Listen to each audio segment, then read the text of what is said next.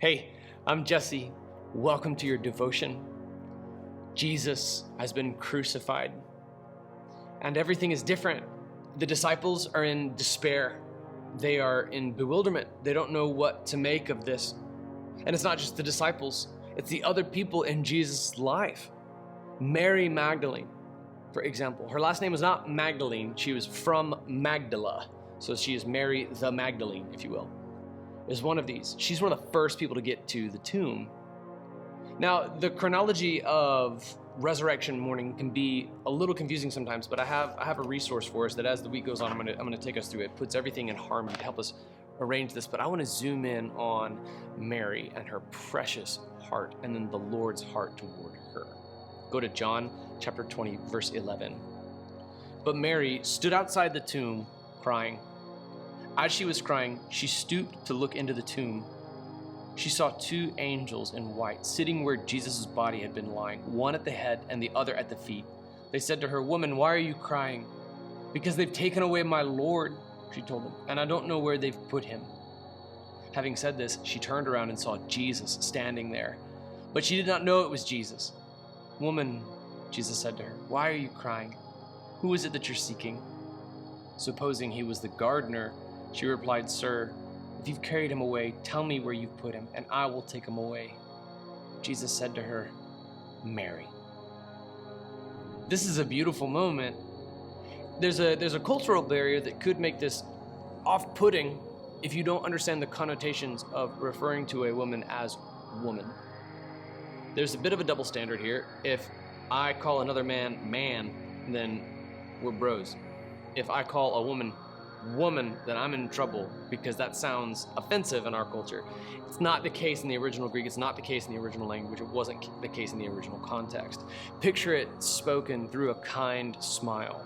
Remember, she's crying. The text opens up. Mary stood outside the tomb crying. And then as she was crying, she stooped to look into the tomb.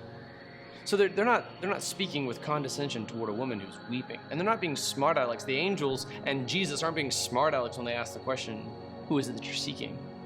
Why is it that you're crying? Imagine it spoken through a smile, and it clicks, it makes more sense.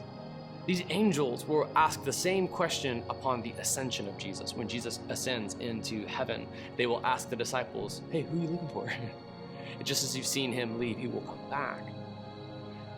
I want to focus on Mary Magdalene's heart. She went to the tomb. She was crying.